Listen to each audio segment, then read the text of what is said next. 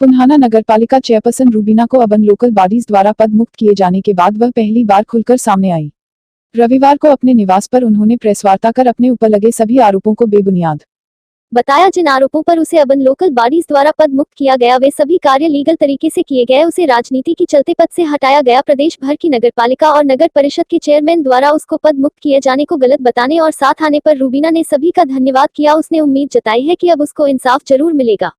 अगर एक सप्ताह के अंदर उसे इंसाफ नहीं दिया गया तो प्रदेश भर की नगरपालिका व नगर परिषद अपना काम ठप कर विरोध जताएंगी। पुन्हाना नगरपालिका चेयरपर्सन रूबीना ने रविवार को अपने पुन्हाना स्थित निवास पर पत्रकारों को अपने दस्तावेज दिखाते हुए बताया कि हरियाणा अबन लोकल बॉडीज के चीफ सेक्रेटरी ने उसे 20 जुलाई को नूंह के एडीसी की रिपोर्ट पर पद मुक्त करने के आदेश दिए। उन्होंने आरोप लगाया कि एडीसी ने जो रिपोर्ट तैयार की है वह अपने कार्यालय में बैठकर तैयार की है, वह मौके पर कभी जाँच करने नहीं आया, जबकि उसके ऊपर लगे आरोपों की पुन्हाना के 2 एसडीएम ने मौके पर जाकर जाँच की थी।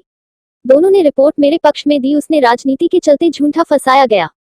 रूबीना ने बताया कि उसके ऊपर 3 आरोप लगे हैं, जिनमें पहला आरोप नई चैपाल बनाने का, जबकि वह चैपाल 2010 में डी प्लान के तहत बनाई गई थी। उस समय वह नपा की चेयरमैन थी ही नहीं। दूसरा आरोप यूपी कैनाल पर बिना परमिशन के सड़क बनाने को लगाया गया, जबकि इस सड़क के निर्माण की मंजूरी पलवल में बैठे यूपी कैनाल के अधिकारियों से ली हुई है। इसी कैनाल के साथ लगती जमीन जो गांव पैमाखेड़ा की है, उस पर एडीसी कार्यालय द्वारा वर्ष 2018-19 में रास्ता बनाया गया है। वहीं रूबीना ने कहा कि उसके ऊपर तीसरा आरोप अम्बेडकर पार्क में चैपाल बनाकर सरकारी पैसे का दुरुपयोग करने का लगाया है, जबकि यह पार्क करीब 30 साल पहले बना। यहां पर पिछली पंचायतें और नगरपालिका काम करती आ रही हैं।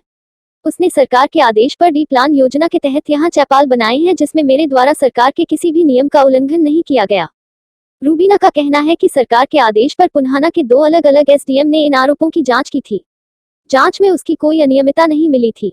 एक जांच नूंह के एडीसी ने की, जो उसने अपने कार्यालय में बैठकर राजनीतिक दबाव के चलते तैयार की और उसी पर उसे पद मुक्त किया गया है, जो सरासर गलत है। रूबीना का कहना है कि उसको गलत तरीके से पद मुक्त किए जाने पर प्रदेश भर की नगरपालिका व नगर परिषद के चेयरमैन की शनिवार को गोहाना सोनीपत में एक बैठक हुई थी, जिसमें भी उसके पद मुक्त करने को गलत बताते हुए वहां के भाजपा सांसद को एक ज्ञापन सौंपकर 8 दिन में उसे बहाल करने का सरकार को अल्टीमेटम दिया गया। उसे बहाल न करने की स्थिति में प्रदेश भर की नपा कार्यालयों में काम बंद करने की चेतावनी भी दी गई। रूबीना ने जहाँ प्रदेश भर के नपा चेयरमैन के साथ आने का धन्यवाद किया, वहीं उन्होंने उम्मीद जताई है कि अब उसे इंसाफ जरूर मिलेगा। शिकायत करते हैं जिन्होंने शिकायत की है, उस पर जो है बिंदु नंबर 1 है 2010 से प्रशासक के द्वारा डी प्लान के तहत भी करा गया था, जिसमें नई चौपाल के निर्माण का कार्य भी शामिल है। और नंबर 2 है जी यूपी कैनाल पर जो सड़क बनाई गई है, ये इजाज़त लेकर यूपी कैनाल वालों से परमिशन लेकर बनाई गई है। उपरोक्त सड़क बनाने के आदेश प्रशासक द्वारा दिए गए थे। इसी सड़क का प्रशासक के टाइम का ही 2010 का प्रस्ताव पास किया हुआ है।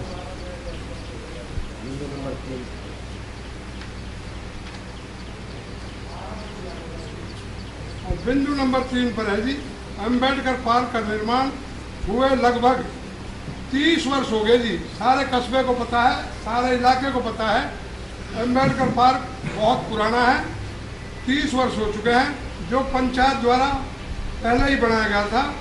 प्रस्ताव के रख रखाव पर प्रशासन में पंचायत द्वारा समय समय पर पैसा भी खर्च किया जाता रहा है पहले से ही।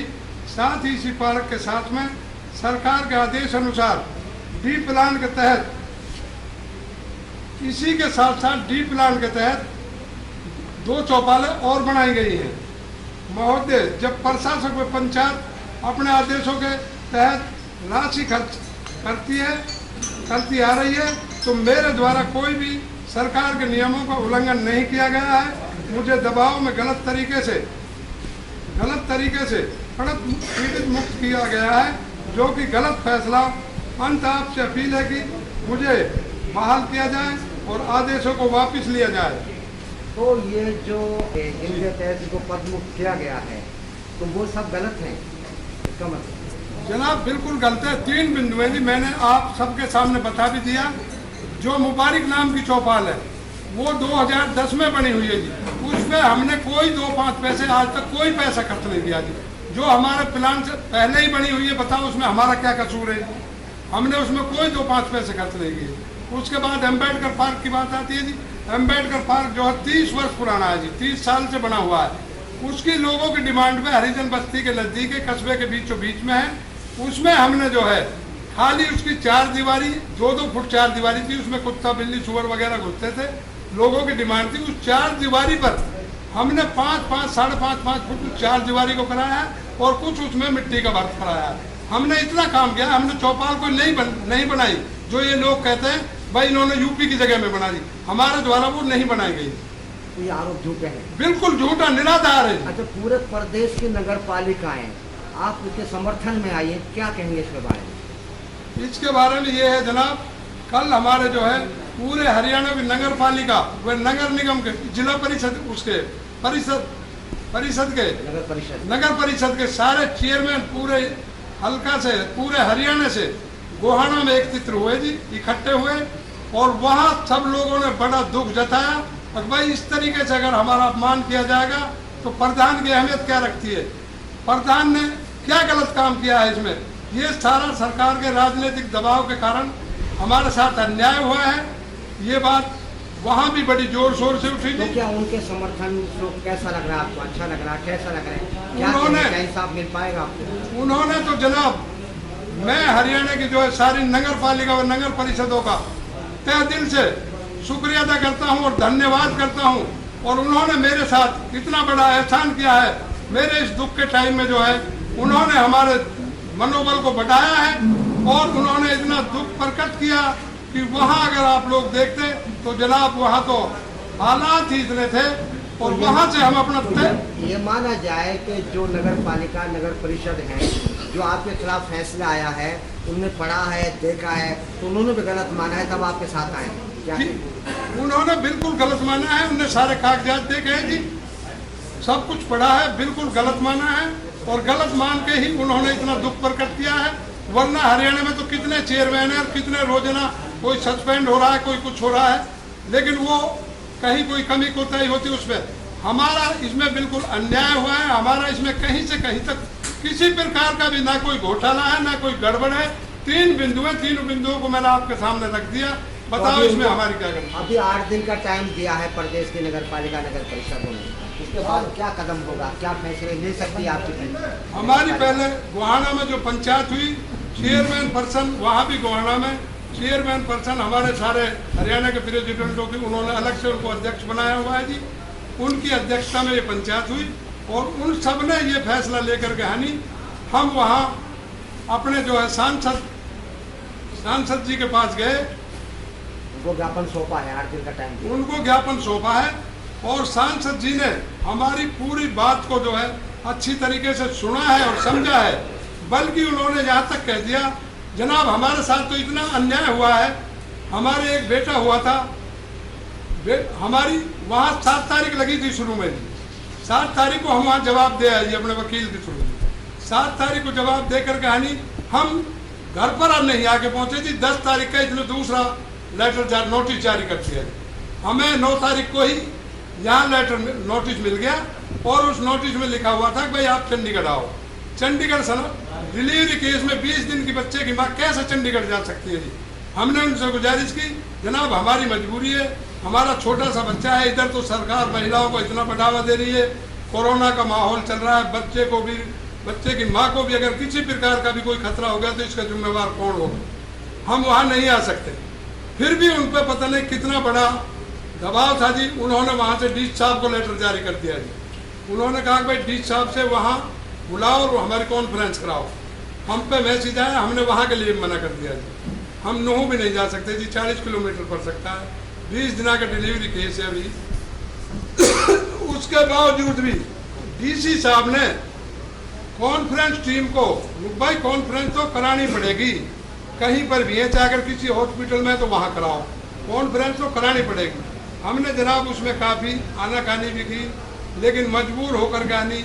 अब डीसी साहब भी अपने यहाँ के जो है बड़े अधिकारी हैं, डीसी साहब को बात को मानते हुए हमने कहा सर वहाँ तो नहीं आ सकते, लोग भाई घर करा दो। वो हमारे घर लेकर के आ गए कॉन्फ्रेंस मशीन को सारी को, और ये बच्चे की माँ उस टाइम भी हॉस्पिटल में थी और हॉस्पिटल में भी उन्होंने कॉन्फ्रेंस मशीन लगा दी थी और यहाँ से कॉन्फ्रेंस करा दी। अपना जवाब दिया उससे, ये फिर भी नहीं माना आपका जवाब? हमने जवाब दिया जी, प्रधान जी बोली मुझे अभी 20 दिन का वो है, बच्चा पैदा हुआ है, मेरा स्वास्थ्य ठीक नहीं है, ना मेरे बच्चे का स्वास्थ्य है, मैं चंडीगढ़ या नून नहीं आ सकती। इसके बाद जनाब जो आदेश देंगे मेरा स्वास्थ्य ठीक होने के बाद में, जहां आप चाहें वहां बुला लाना, मैं आपके आदेशों की पालना ये करूंगा। माना जाए कि राजनीति की बलि का बकरा बनाई गई है चेयरमैन को। बिल्कुल, इसमें कोई शक की बात नहीं। ये तो आप भी लोग भी दिन रात इस काम को कर रहे हो, देख रहे हो, आपके सामने भी मैंने बात रख दी। बिल्कुल बलि का बकरा बनाया गया है जी, हमारा किसी प्रकार का कोई मामला नहीं है। और इसमें भी सर जो हमने काम किए, हमने बिल्कुल नियम अनुसार काम किया है जी। प्रशासक के टाइम का वो रेजुलेशन था जी, उसके बाद हमने डायरेक्टर से, क्योंकि नगर पालिका की पावर 10 लाख से ज्यादा नहीं होती जी, काम ज्यादा पैसे का था, इसलिए हमने डायरेक्टर से भी परमिशन ली जी। हमने नियम अनुसार कार्रवाई की थी, सारी कार्रवाई पूरी करके तब हमने काम किया है। एसडीएम साहब से मॉनिटरिंग कराई है, मॉनिटरिंग कराने के बाद में जब एसडीएम साहब ने कह दिया भाई काम तो संतोषजनक मामला था कि एसडीएम की रिपोर्ट आपके हाथ में आई है, एडीसी का आपके खिलाफ आई, क्या माना जाए? ये जनाब अब जो मौजूदा एसडीएम है, इनकी रिपोर्ट भी हमारे हक में है, वो रिपोर्ट के कागज मेरे पास हैं। और इनसे पहले जो एसडीएम साहब थे, उनका भी दोनों एसडीएम साहबों का फैसला हमारे फेवर में, वो हम मौके पर गए, उन्होंने मौका मुआयना किया और उन्होंने असलियत रिपोर्ट दी है। तो जो एडीसी ने दी वो तो एडीसी साहब की तो जनाब अब आप सबके सामने ही है जी। एडीसी साहब को तो पता नहीं कितना बड़ा जवाब था या कितनी बड़ी बात थी जो हमको इस तरीके से उन्होंने तो हमारा पूरा हमको सम्मिलित कर दिया उसमें।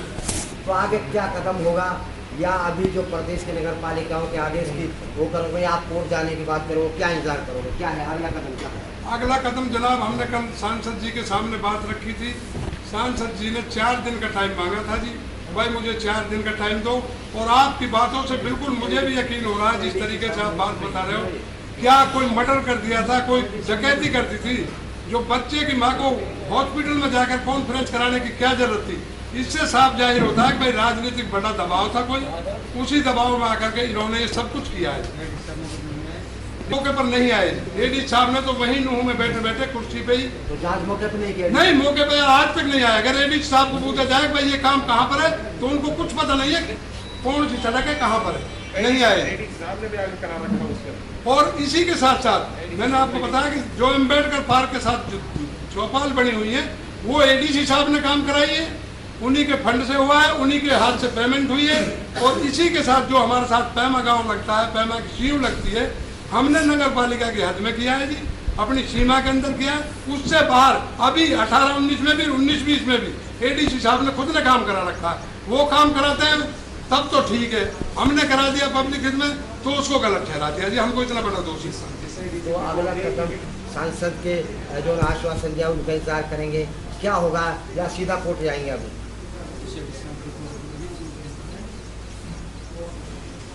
हम जो सांसद जी से मिले, सांसद जी ने 4 दिन का टाइम मांगा है, उसके बारे में हमारे सारे नगर पालिका चेयरमैनों ने और हमारी वहाँ की पुराना चेयरपर्सन ने, उनने ये कहा सर हमें आप पे विश्वास है, आप बड़े अच्छे आदमी हो, ईमानदार आदमी हो, हमें न्याय मिलेगा, हम आपके टाइम का इंतजार करेंगे।